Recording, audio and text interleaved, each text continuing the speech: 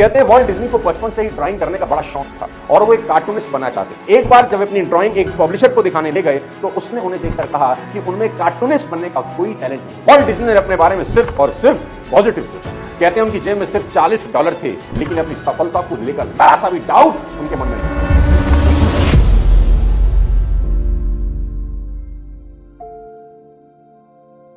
हमारी सोच एक अद्भुत और ताकतवर चीज है। यह हमें सफलता की ऊंचाइयों तक ले जा सकती है, लेकिन कभी कभी यह हमें गुमराह भी कर सकती है। हर सोच पर यकीन मत करो एक ऐसी किताब है जो आपको यह समझाने में मदद करेगी कि कैसे हमारी सोच कभी कभी हमें धोखा दे सकती है और हमें सही रास्ते पर कैसे चलना चाहिए। इस समरी में आप जानेंगे, आप सीखेंगे कि कैसे हमारी सोच हमें उलझन में डाल सकती है और हमें सही गलत का भेद नहीं करने देती। यह अध्याय आपको सकारात्मक सोच के महत्व के बारे में बताएगा और इसे अपने जीवन में लागू करने के तरीके सुझाएगा। यहाँ आप जानेंगे कि कैसे ध्यान और अन्य मानसिक अभ्यासों के द्वारा आप अपने मन को शांत रख सकते हैं और बेहतर निर्णय ले सकते हैं। आप सीखेंगे कि कैसे अपनी सोच में सुधार लाया जा सकता है और नकारात्मक विचारों को दूर किया जा सकता है। इस समरी का मुख्य उद्देश्य आपको अपनी सोच को समझने और उसे सही दिशा में मोड़ने के लिए इंस्पायर्ड करना है।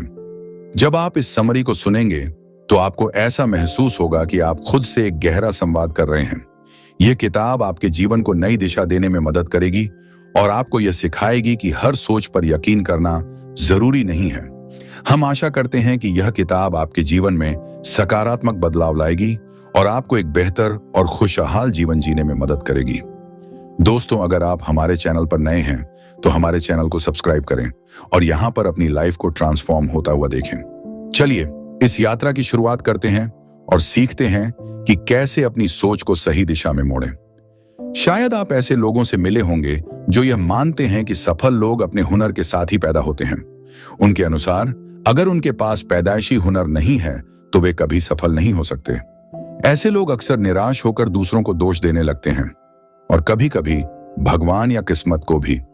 ये लोग फिक्स्ड माइंडसेट के होते हैं। उदाहरण के लिए, एक व्यक्ति जिसे संगीत में रुचि है लेकिन यह मानता है कि उसकी आवाज अच्छी नहीं है, वह कभी गायक बनने का प्रयास नहीं करेगा। वह सोचता है कि जन्मजात गायकों के पास ही अच्छा हुनर होता है और यह उसे कभी नहीं मिल सकता।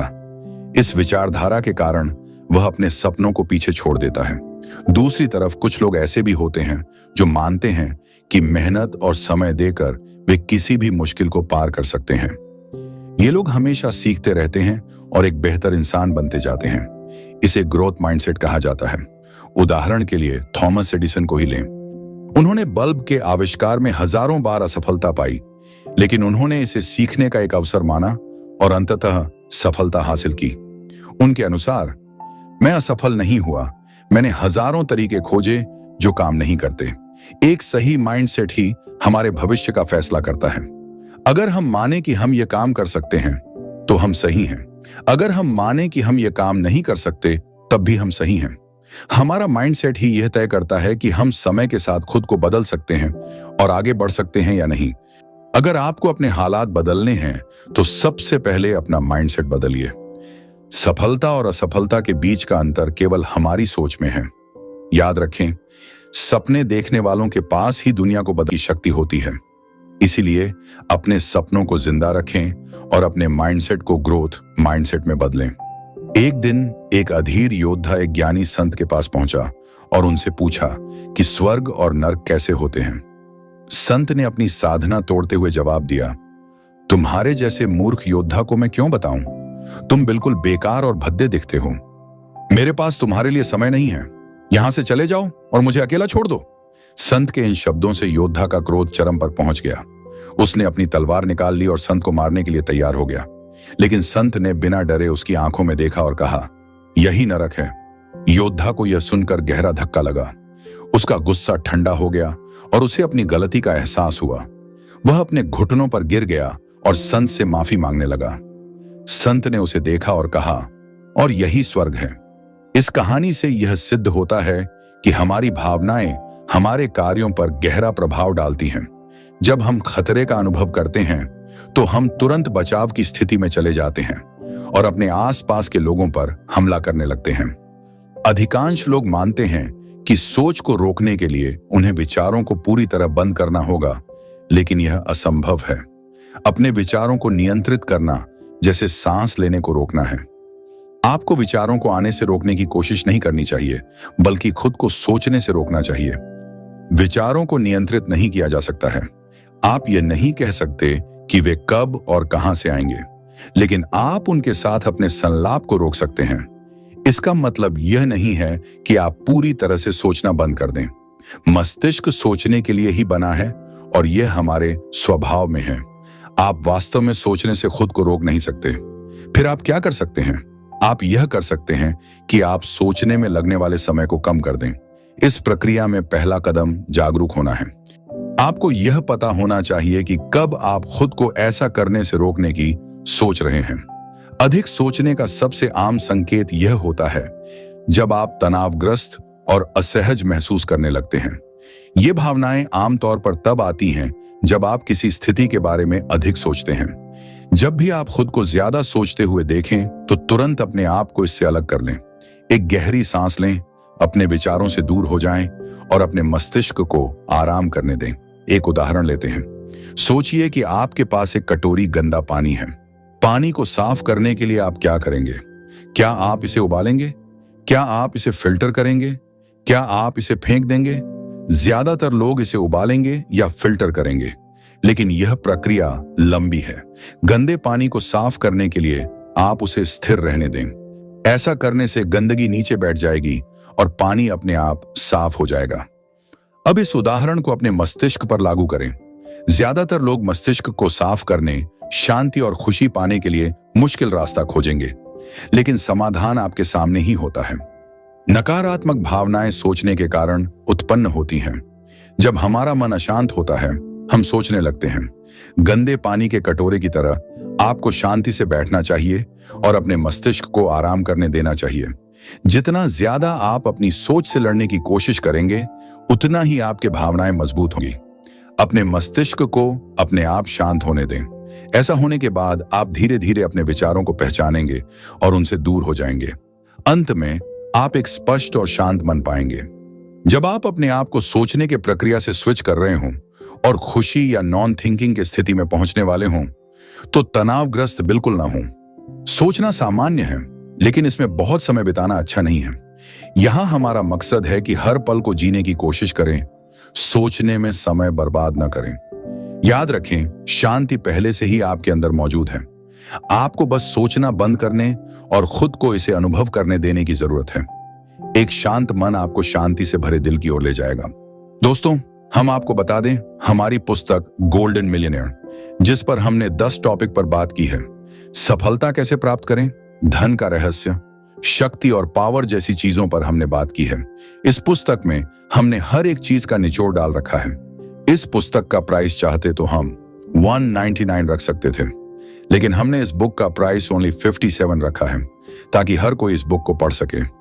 दोस्तों, बुक का लिंक डिस्क्रिप्शन में मिल जाएगा। जाकर पढ़ें और अपनी जिंदगी को ट्रांसफॉर्म होता हुआ देखिए। आइए फिर चलते हैं बुक समरी की तरफ। दुख 2 तरह के होते हैं, फिजिकल और इमोशनल। फिजिकल प्रॉब्लम ऐसी है जिससे पूरी तरह से बच पाना नामुमकिन है। किस वक्त आपके साथ क्या होगा, इसे आप किसी तरह कंट्रोल नहीं कर सकते।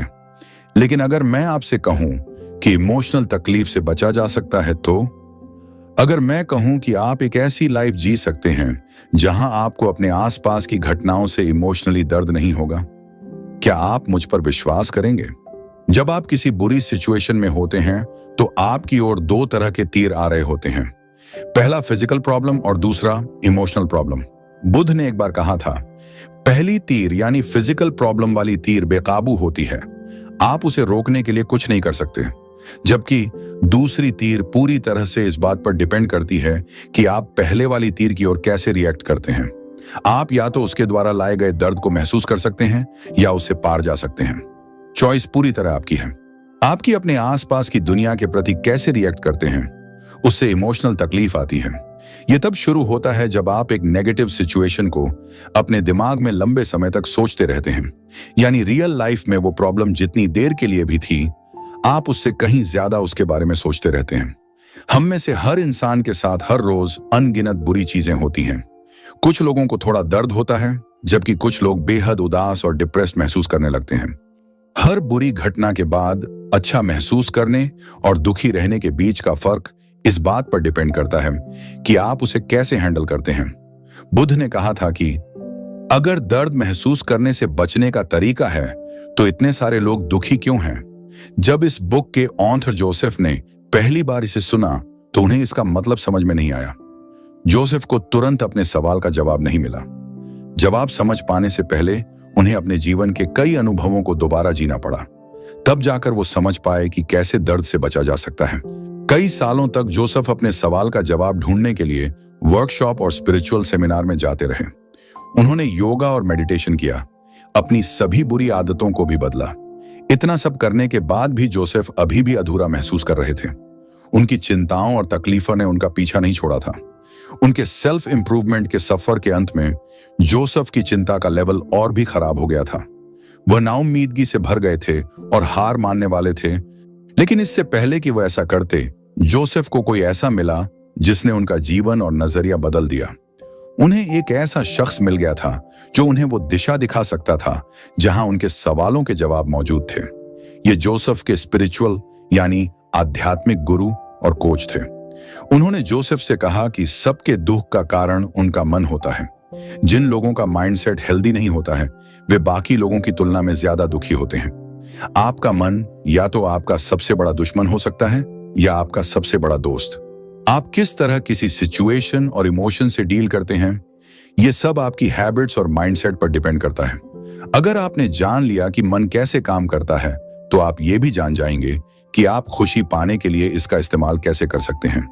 इस तरह आप अपने इमोशनल दर्द से हमेशा के लिए आजाद हो सकते हैं। हर इंसान की अपनी राय होती है। जो कुछ लोगों के लिए सही होती है वही कई लोगों के लिए वैसी नहीं भी हो सकती है। आपको एक बात समझनी होगी कि हर कोई आपके जैसा फील नहीं करेगा। इस दुनिया में असल में कुछ भी अच्छा या बुरा नहीं है। यह सब आपके आसपास की हर चीज पर, आपके नजरिए पर डिपेंड करता है। आइए एक एग्जाम्पल से इसे समझते हैं। एक पियानो के बारे में सोचें। ध्यान दें कि कैसे इस पर अलग अलग कीज हैं। क्या आप कह सकते हैं कि एक की नेचुरली अच्छी या बुरी है? जवाब है नहीं, है ना? हम बस इतना कह सकते हैं कि एक की तब गलत है जब हम उससे कुछ उम्मीद करते हैं। मान लीजिए कि पियानो बजाने वाले ने एक खास गाना बजाया और आप इसके सभी कीज को जानते हैं। जब वह गलत की दबाता है तो आप तुरंत बता सकते हैं कि इस गाने के लिए यह सही कीज नहीं है। जब वह गाना परफेक्टली बजाता है तो आपको खुशी भी होगी क्योंकि उसने कोई गलती नहीं की। पियानो की तरह ही जीवन में भी कोई गलत फैसला नहीं होता है। हम बस ये सोचते हैं कि यह गलत है जब सिचुएशन हमारी एक्सेप्टेशन से अलग होती है। अच्छे या बुरे की हमारी सोच उस मीनिंग से आती है जो हम उस सिचुएशन के साथ जोड़ते हैं। कुछ बातें होती हैं जिन्हें शेयर्ड अंडरस्टैंडिंग के जरिए हर कोई एक्सेप्ट करता है। इसे ही यूनिवर्सल ट्रुथ कहते हैं। जिस मोमेंट आप नेगेटिव इमोशंस को फील करने लगें तो इस बारे में सोचें कि जो आप फील कर रहे हैं वह रियल है या नहीं। क्या सिचुएशन सच में सीरियस है या आप इसके बारे में बहुत ज्यादा सोच विचार कर रहे हैं? क्या यह यूनिवर्सल ट्रुथ है? ज्यादातर आपको एहसास होगा कि ऐसा नहीं है। सिचुएशन असल में इतनी खराब नहीं थी। यह सब बस आपके माइंड में था। ऑब्जेक्टिव पॉइंट ऑफ व्यू से देखें तो आपको बेहतर महसूस करने में मदद मिलेगी। एक बार जब आप महसूस करेंगे कि सिचुएशन इतनी खराब नहीं है तो आपके नेगेटिव इमोशंस तुरंत ही गायब हो जाएंगे। तो अगली बार जब आप बुरा महसूस करें तो अपने आसपास की दुनिया के बारे में सोचें। क्या यह सच में बुरी है या आप हद से ज्यादा सोच रहे हैं? हमारे विचारों में बहुत ताकत होती है जो हमारे जीवन को बदल सकते हैं। ये हमारे सोचने के तरीके और अनुभवों को बदलने की क्षमता रखते हैं। कई बार लोग सोचते हैं कि वे अपने विचारों पर कंट्रोल रखते हैं, लेकिन सच्चाई यह है कि हमारे विचार ही हमें चलाते हैं। हम जैसे भी हैं अपने विचारों की वजह से हैं। जो लोग नकारात्मक सोचते हैं उनके जीवन में अक्सर उदासी और निराशा रहती है। वे हमेशा चिंता, डर और गुस्से में रहते हैं। वे अपने आसपास के लोगों को अपना दुश्मन मानते हैं और अक्सर गलत फैसले लेते हैं। इसके विपरीत जो लोग सकारात्मक सोचते हैं उनके जीवन में खुशी और संतोष होता है। वे अपनी परिस्थितियों का सामना धैर्य और कृतज्ञता के साथ करते हैं। उनके जीवन में भी समस्याएं आती हैं, लेकिन वे हमेशा खुश रहते हैं और अपने अनुभवों को अच्छे नजरिए से देखते हैं। दो लोगों का जीवन एक जैसा होते हुए भी उनकी सोच के कारण उनके अनुभव अलग अलग हो सकते हैं। उदाहरण के लिए, एक व्यक्ति अपने छोटे से घर के लिए खुश हो सकता है, जबकि दूसरा व्यक्ति अपने बड़े घर के बावजूद नाखुश हो सकता है। यह सब हमारी सोच पर निर्भर करता है। एक बार एक युवा साधु था जो ध्यान करते समय ध्यान केंद्रित नहीं कर पाता था। जब भी वह ध्यान लगाने की कोशिश करता, कुछ न कुछ उसे परेशान कर देता। कभी कोई जानवर उसके पास से गुजरता तो कभी किसी की तेज आवाज से उसका ध्यान भंग हो जाता। वह हर बार ध्यान के बाद निराश और गुस्से में रहता। वह एक शांत जगह खोजने की कोशिश करता रहा। वह पहाड़ की चोटी पर गया, लेकिन वहां की ठंडी हवा उसे परेशान करती। फिर वह जंगल में गया, लेकिन वहां की आवाजें उसे विचलित कर देती। एक दिन उसने गुफा में ध्यान लगाने का फैसला किया। उसने सोचा कि गुफा में उसे कोई परेशानी नहीं होगी। पहले कुछ दिन उसे बहुत शांति मिली, लेकिन कुछ दिनों बाद उसकी शांति फिर से भंग हो गई। एक दिन ध्यान करते समय उसे गुफा के अंदर कुछ आवाजें सुनाई दी। उसने गुस्से से अपनी आंखें खोली और देखा कि वहां कोई नहीं था। उसे एहसास हुआ कि वह अपने विचारों की वजह से परेशान हो रहा था, न कि बाहरी चीजों की वजह से। यह कहानी हमें यह सिखाती है कि हमारे विचार ही हमारे जीवन को बनाते हैं। हमारा सुख दुख हमारे विचारों पर निर्भर करता है। अगर हम सकारात्मक सोचते हैं तो हमें अच्छा लगता है, और अगर हम नकारात्मक सोचते हैं तो हमें बुरा लगता है। हमारी सोच हमारे भावनाओं को नियंत्रित करती है। जीवन में सुख दुख का आना जाना लगा रहता है, लेकिन हमारा नजरिया ही हमारे अनुभवों को तय करता है। इसलिए हमें अपने विचारों को सकारात्मक दिशा में ले जाने की कोशिश करनी चाहिए। कल्पना कीजिए उस समय का जब आप अपने काम में पूरी तरह डूब गए थे। वह पल जब आप अपने चारों ओर की हर चीज को भूल चुके थे। क्या आपको वह समय याद है? अब उस समय के अपने विचारों के बारे में सोचें। क्या आपके मन में कोई विचार था? शायद नहीं। जब ऐसा होता है तो आप एक विशेष स्थिति में होते हैं। आप अपने काम के साथ एक हो जाते हैं। इसे फ्लो की स्थिति कहा जाता है। यह वह समय होता है जब आप अपने काम से इतना जुड़ जाते हैं कि आपके सभी विचार और भावनाएं खो जाती हैं। आप अपने काम में इस तरह खो जाते हैं कि आप हर चीज को भूल जाते हैं। फ्लो की स्थिति में आपके मन में कोई विचार, चिंता या शंका नहीं होती है। आपका अवचेतन मन काम कर रहा होता है और आप सिर्फ अपने काम पर ध्यान केंद्रित कर पाते हैं। फ्लो की स्थिति का सबसे अच्छा उदाहरण एथलीट होते हैं। जब एथलीट खेलते हैं तो वे अपने चारों ओर की हर चीज का विश्लेषण नहीं करते। वे सिर्फ अपने खेल के बारे में सोचते हैं। वे कुछ भी नहीं सोचते, वे सिर्फ करते हैं। ज्यादातर लोग इसे जोन में होना कहते हैं। जब एथलीट जोन में होते हैं तो वे अपने विचारों को खो देते हैं और वही करते हैं जिसे करने के लिए उन्होंने प्रशिक्षण लिया है। जो समय उन्होंने प्रशिक्षण में बिताया है वह उन्हें खेल के लिए तैयार करता है। खेलते समय वे यह नहीं सोचते कि वे जो कर रहे हैं वह सही है या नहीं। वे बस प्रशिक्षण में सिखाई गई चीजों को ध्यान में रखते हैं और फ्लो के साथ खेलते चले जाते हैं। जो एथलीट चीजों का ज्यादा विश्लेषण करते हैं वे अपने खेल से भटक जाते हैं। ऐसा इसलिए नहीं है कि वे कुशल नहीं हैं, बल्कि इसलिए है कि उन्होंने अपनी पूरी क्षमता का उपयोग नहीं किया। इस कहानी से हम यह सीख सकते हैं कि ज्यादातर लोग बिना सोचे समझे आगे बढ़ते हैं। अगर आप हर चीज के बारे में ज्यादा चिंता करना छोड़ दें तो आप और ज्यादा हासिल कर सकते हैं। वह दुनिया जहां आप ज्यादा नहीं सोचते, एक ऐसी दुनिया है जहां आप सबसे बेहतरीन बनते जाते हैं। इसलिए अपनी सभी चिंताओं और डर को दूर करें और बस अपना काम करना शुरू करें। ये याद रखें कि फ्लो की स्थिति में रहकर आप अपने काम में सबसे बेहतरीन हो सकते हैं। सभी चिंताओं और शंकाओं को छोड़कर अपने काम पर ध्यान केंद्रित करें और अपनी पूरी क्षमता का उपयोग करें।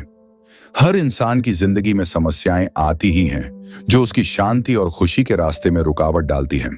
इस सारांश में दिए गए सुझावों का पालन करने से आपका आत्म सुधार का सफर आसान नहीं होगा, लेकिन यह आपको एक अच्छी शुरुआत देगा। शुरुआत में शायद सब कुछ अच्छा लगेगा।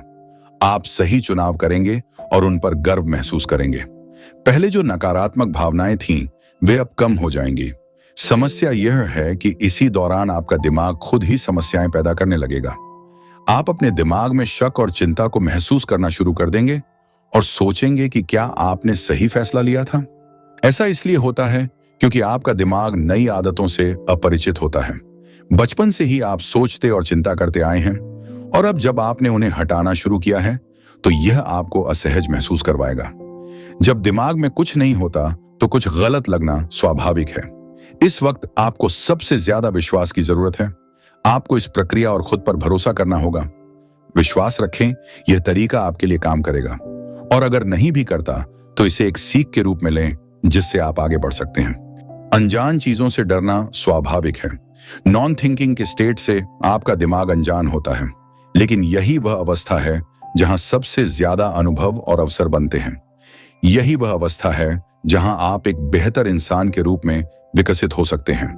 अब फिर से उन बुरी आदतों में न पड़ें जो पहले थीं। आपका दिमाग जानी पहचानी चीजों की तलाश करता है। अगर आप खुद को बार बार असफल होते हुए पाते हैं तो चिंता मत करें। गलतियां भी जीवन का हिस्सा हैं। महत्वपूर्ण यह है कि आप वापस ट्रैक पर आएं। नॉन थिंकिंग के स्टेट में होना बहुत अच्छा होता है, इसलिए हार मत मानिए, कोशिश करते रहिए और आगे बढ़ते रहिए। कोई भी रुकावट आपको कुछ सिखाती है जो भविष्य में आपके काम आती है। हमारे दिमाग में हर रोज हजारों विचार आते हैं। इनमें से औसतन 6000 विचार हमारे चारों तरफ की चीजों को देखकर आते हैं। इनमें से ज्यादातर विचार नकारात्मक होते हैं। ये इसलिए नहीं होते क्योंकि हमें बुरा लगता है, बल्कि इसलिए होते हैं क्योंकि ये हमें सुरक्षित रखते हैं। इंसान ने एक तरीका बना लिया है जिसे नकारात्मकता पूर्वाग्रह कहते हैं। इसमें हम हर चीज का पहले बुरा पक्ष देखते हैं। पुराने जमाने से यह नकारात्मकता हमें जिंदा रहने और बढ़ने में मदद करती आई है। यही कारण है कि हम हर स्थिति में लड़ो या भागो मोड़ में चले जाते हैं।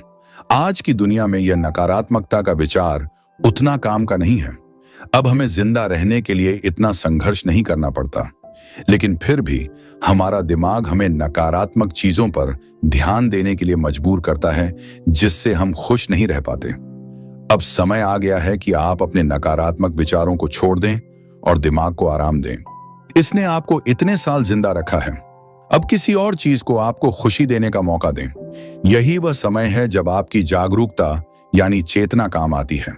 आपकी चेतना आपको अच्छा और पूरा महसूस कराती है। अपनी चेतना की मदद से आप अपने विचारों और भावनाओं को बेहतर समझ पाएंगे। आप दुनिया को एक अच्छे नजरिए से देख पाएंगे। ज्यादा सोचने से इंसान परेशान और दुखी हो जाता है। यह आपको नकारात्मक सोच की ओर ले जाएगा और आप हर समय रक्षात्मक महसूस करेंगे। हर पल का आनंद लें और कुछ समय के लिए सब कुछ भूल जाएं।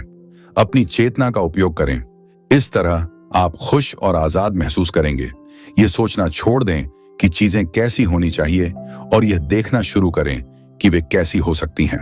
अगर आप अपनी चेतना का उपयोग करके दुनिया को देखेंगे तो आप पाएंगे कि दुनिया में बहुत सारी संभावनाएं हैं। अक्सर लोग कहते हैं मेरे विचार मेरे अपने होते हैं, लेकिन यह पूरी तरह सही नहीं है। हमारे विचार ब्रह्मांड की देन हैं। ये बिना किसी प्रयास के हमारे मन में आते हैं। हर रोज हमारे मन में ढेर सारे विचार आते हैं और इन पर हमारा कोई नियंत्रण नहीं होता। अब सोचिए, सोचना का मतलब क्या होता है? सोचना मतलब अपने विचारों पर काम करना। यह विचारों के साथ बातचीत करने जैसा है। सोचना एक विकल्प है। आप किसी विचार को रोक सकते हैं या उसे अपना सकते हैं। चलो इसे एक उदाहरण से समझते हैं।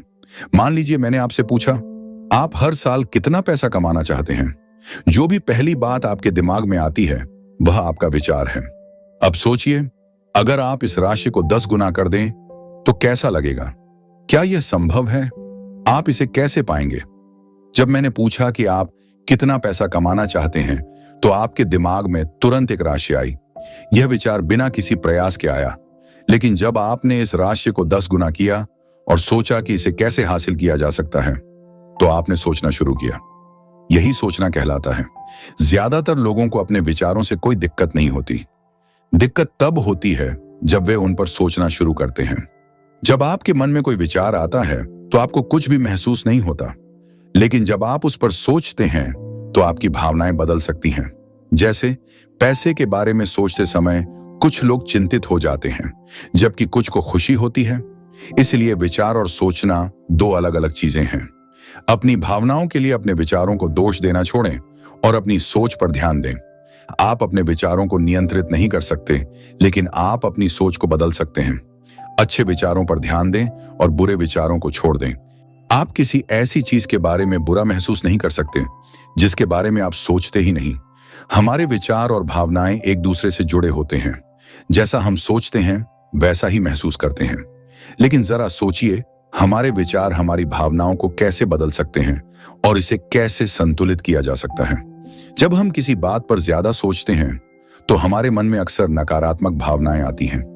यह स्वाभाविक है और कई बार यह हमारी सुरक्षा के लिए भी जरूरी होता है। जैसे रात को बाहर जाने पर हमें डर लगता है, यह हमारी सुरक्षा के लिए अच्छा है। लेकिन जब यह सोच बहुत बढ़ जाती है तो यह तनाव और चिंता का कारण बनती है। हमारे विचारों और भावनाओं का सीधा संबंध होता है।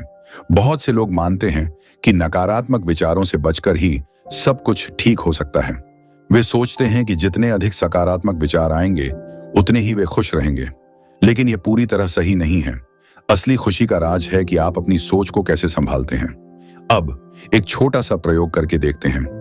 अपने जीवन के सबसे खुशहाल पलों को याद करें। उस समय आपके मन में क्या चल रहा था? क्या आपको उस समय के विचार याद हैं? अधिकतर लोग उस समय के विचारों को याद नहीं कर पाते। ऐसा क्यों? क्योंकि उस समय आप बस उस पल को जी रहे थे। आपके मन में कोई विचार नहीं था, सिर्फ खुशी थी। कुछ लोग याद कर सकते हैं कि वे अपनी अच्छी जिंदगी के लिए कितने आभारी थे, लेकिन यह विचार उन्हें खुश होने से पहले नहीं आया था। यह विचार इसलिए आए क्योंकि आप पहले से ही खुश थे।